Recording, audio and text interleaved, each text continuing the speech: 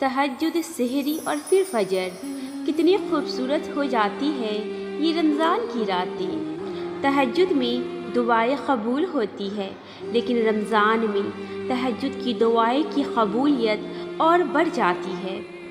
इसीलिए रमज़ान में आप तहज्जुद आसानी से पढ़ सकती हैं।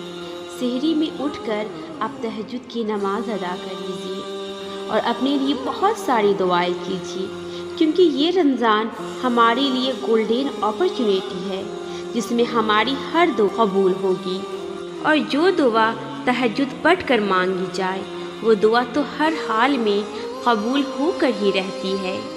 अल्लाह हम सभी को इस रमज़ान तहज्जुद जैसी लाडली इबादत नसीब फरमाए। इसीलिए सेहरी से पहले तहज्जुद पढ़ने की कोशिश कीजिए, क्योंकि रमज़ान में तहज्जुद और भी ज़्यादा लाडली इबादत हो जाती है। रमज़ान का एक एक सजदा बहुत कीमती है। आइए जानते हैं इस रमज़ान तहज्जुद की नमाज़ कैसे पढ़ें। तहज्जुद की नमाज़ कैसे पढ़ें उससे पहले मैं इस नमाज की शान आपको बताऊंगी कि माशाअल्लाह ये नमाज कितनी ज़्यादा पावरफुल है। यही वो नमाज है जिसके ज़रिए इंसान के नामुमकिन काम मुमकिन हो जाते हैं। यही वो नमाज है जिसमें बंदे की दुआ 99% कबूल होती ही है। ये नमाज रात के तिहाई हिस्से में पढ़ी जाती है। तिहाई मतलब आधी रात का हिस्सा, जब सारा आलम सो रहा होता है। उस वक्त रब्बे करीम की रहमत पुकारती है कोई जो अपनी मीठी मीठी नींद को कुर्बान करके मुझे याद करी, मेरी इबादत करी, तो उसे मैं वो अता कर दूँ जिसका वो मुझसे सवाल कर रहा है। जब आप रमज़ान में सेहरी के लिए उठते हैं तो आप कोशिश कीजिए फजर की नमाज से 30 मिनट पहले उठकर आप तहज्जुद पढ़ लें। तहज्जुद की नमाज की कितनी रकातें हैं? जैसे तहज्जुद की नमाज फ़र्ज़ नमाज नहीं है, बिल्कुल वैसे ही उसकी रकात की कोई भी तादाद लाज़मन नहीं है। यानी आप कम से कम 2 रिकात भी पढ़ सकती हैं और ज़्यादा से ज़्यादा 12 रिकातें भी, लेकिन आप उतनी रिकातें ही पढ़ें जो आप अच्छे तरीके से पढ़ सकें। और शुरू में 4 रिकात ही काफ़ी होती है ताकि आपको ये मुश्किल न लगे। तहज्जुद की नमाज में कौन सी सूरतें पढ़ें? तहज्जुद की नमाज में आप कोई भी सूरत पढ़ सकती हैं। उसके लिए आपको कोई ख़ास सूरतें नहीं याद करनी पड़ती। आप छोटी सूरतें भी पढ़ सकते हैं और बड़ी सूरतें भी। आपने फ़जर की नमाज से 40 मिनट पहले उठकर वज़ू कर लेना है और तहज्जुद की नियत करके नमाज शुरू कर देनी है। आपने उतनी ही रिकात पढ़नी है जितनी आप आसानी से पढ़ सकें और सजदों को लंबा करना है, नमाज का मज़ा लेना है। जो भी सूरतें आपको ज़ुबानी याद हो वो सारी की सारी आपने पढ़नी है, और अगर नहीं भी याद तो कुरान से देखकर पढ़ लेनी है। 2-2 रिकात करके नमाज पढ़नी है। बस ये 40 मिनट आपकी सारी ज़िंदगी बदल सकती है। आपको ज़िंदगी में कितनी ही परेशानी क्यों ना हो, आपका दिल जब भी बेचैन हो, आपने तहज्जुद की नमाज़ पढ़ लेनी है और फिर देखना है कैसे अल्लाह आपके लिए रास्ते खोल देगा और कैसे आपकी ये एक कुर्बानी आपको कितनी अनगिनत कुर्बानियों से बचा लेगी। तहज्जुद नामुमकिन को मुमकिन करने वाली इबादत तो है ही है, लेकिन उससे पहले ये वो इबादत है जिसके ज़रिए बंदे को अपने रब की हकीकी मोहब्बत नसीब होती है। ये वक्त सबसे खूबसूरत वक्त होता है जब बंदा और उसका रब तन्हाई में मिलती हैं। ये वो वक्त होता है जो रात के काले अंधेरे को दुनिया का सबसे खूबसूरत अंधेरा बना देता है। इस वक्त लब नहीं आंखें बात करती हैं, आँखों से आंसू का छलकना, अल्लाह ताला से हाथ जोड़ जोड़ कर, हाथ फैला फैला कर बातें करना, वो जो लम्हे होते हैं उनका एहसास भी उन्हीं नसीब होता है जिन्हें वो चुनता है। तहज्जुद हर कोई नहीं पढ़ सकता, ये तो वो करम है जो किसी किसी पर ही होता है। अगर आपको ये दौलत नसीब हो तो इसे अच्छे से गुजारिए। कम से कम 4 रिकात तो ज़रूर अदा कीजिए तहज्जुद की। तहज्जुद के लिए बेस्ट टाइम फजर की नमाज से आधा घंटे के पहले का होता है।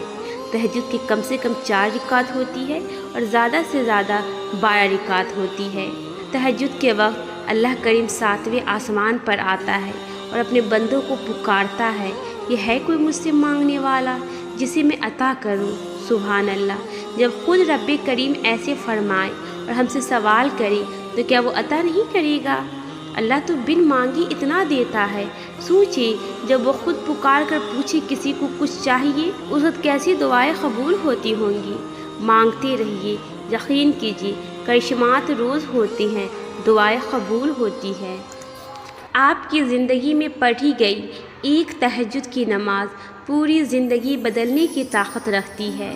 تہجد پڑھا کرو، کوئی ملے نہ ملے اللہ مل جاتا ہے، اور جب اللہ مل جاتا ہے تو سب مل جاتا ہے۔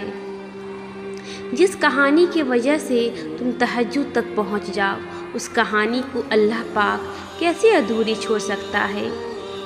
تہجد کی برکت سے تمہاری رد کی ہوئی تمام دعائیں پوری ہو جائے گی۔ جو کہانی تہجد تک پہنچ جاتی ہے پھر وہ کبھی ادھوری نہیں رہتی۔ چاہت سے نصیب تک کا جو فاصلہ ہے وہ بس ایک دعا ہے۔ تہجد میں بہنے والا ہر آنسو اللہ سے کن کہنے کی سفارش کرتا ہے۔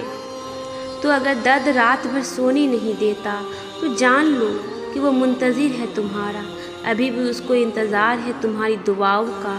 مانگ لو، ابھی بھی کچھ نہیں بگڑا، ابھی بھی وہ سب ہو سکتا ہے جو تم چاہتے ہو، ابھی بھی وہ سب مل سکتا ہے جو تم مانگتے ہو، ابھی بھی قبولیت کی ایک گھڑی باقی ہے، ابھی بھی تہجد کا پلہ مقدر پر بھاری ہے۔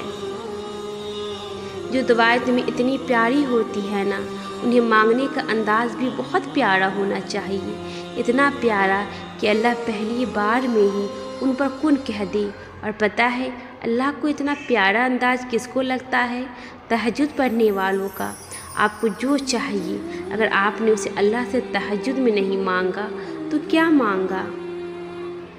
تہجد میں جاگنے والوں کو چاہیے سونے والوں کے لیے دعا کرے، ملنے والوں کو چاہیے بچھڑنے والوں کے لیے دعا کرے، کامیاب ہونے والوں کو چاہیے ہارنے والوں کے لیے دعا کرے۔ تمہاری دعائیں سنی جا چکی ہے، تمہارے صبر کا صلہ لکھا جا چکا ہے، ابھی تمہیں تمہارے یقین کے معجزے دکھائے جائیں گے تاکہ تم جان سکو کہ مخلص دل اختتام میں ہمیشہ جیت جاتا ہے اور تقدیریں اللہ کے ایک اشارے پہ بدل جایا کرتی ہے۔ کتنا سکون ملتا ہے نا جب آپ کے لیے سارے راستے بند ہو جائے اور آپ کا دل کہے صبر رکھو، اللہ کی رحمت کا دروازہ بھی بند نہیں ہوا ہے، تو پھر آپ کا تہجد پڑھنے کا خیال آنا بے وجہ تو نہیں، آخر کچھ تو ہے جو ممکن ہونا ہے۔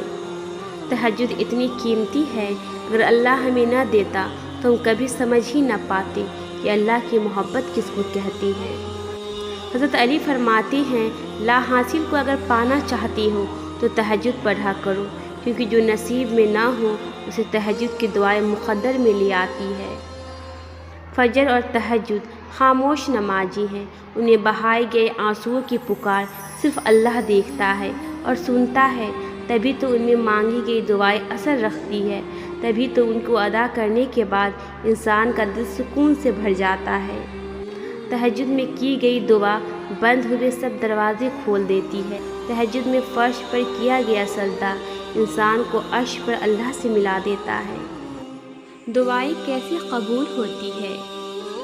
دعا مانگنے کے کچھ اہم اصول: بالکل صاف نیت کے ساتھ دعا مانگیں، دعا کے شروع میں اور دعا کے آخر میں درود شریف پڑھنا نہ بھولیں، صدقہ لازمی کریں، اللہ سے مانگنے کے بعد کسی انسان سے نہ مانگیں، اپنے لیے دعا مانگنے سے پہلے دوسروں کے لیے دعا مانگیں، کثرت سے استغفار کریں، کثرت سے شکر گزاری کریں، پوری توجہ کے ساتھ دعا مانگیں تاکہ لگے کہ آپ کے لیے دعا واقعی اہم ہے۔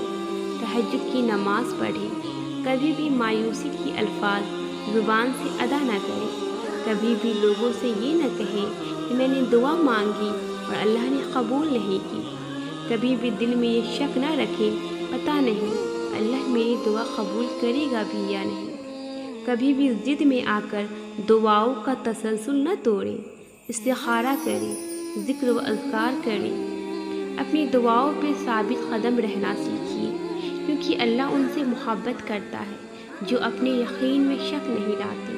آپ کی دعائیں صرف دنیا میں آپ کی مدد نہیں کرتی، بلکہ آپ کی دعائیں آخرت میں بھی آپ کی مدد کرتی ہیں، کیونکہ جب ہم دعا کرتے ہیں تو ہم کثرت کے ساتھ اللہ کو یاد کرتے ہیں، اور ہمارے اللہ کو پکارنے کی کثرت کا شمار ان اعمال میں ہوتا ہے جو اجر و ثواب کے حقدار ہوتے ہیں۔ اور ہو سکتا ہے آپ کا اللہ کو کثرت کے ساتھ پکارنا ہی آپ کو جنت تک لے جائے۔ تو دعا مانگتی رہیں اور اللہ کا حمد بیان کرتے رہیں، کیونکہ دعائیں مانگنے کے اجر کبھی بھی رائگاں نہیں جاتے، کہ دعائیں قبول ہو یا نہ ہو، کیونکہ دعائیں مانگتے ہوئے آپ صرف اپنی خواہش نہیں مانگ رہے ہوتے، بلکہ آپ اللہ کا حکم بھی مان رہے ہوتے ہیں۔ اللہ نے قرآن میں فرمایا ہے کہ مجھے پکارو، میں تمہاری پکار کا جواب دوں گا۔ سو آپ کو اپنی دعا بھی ملے گی اور اپنے رب کا حکم ماننے کا صلہ بھی ملے گا انشاءاللہ۔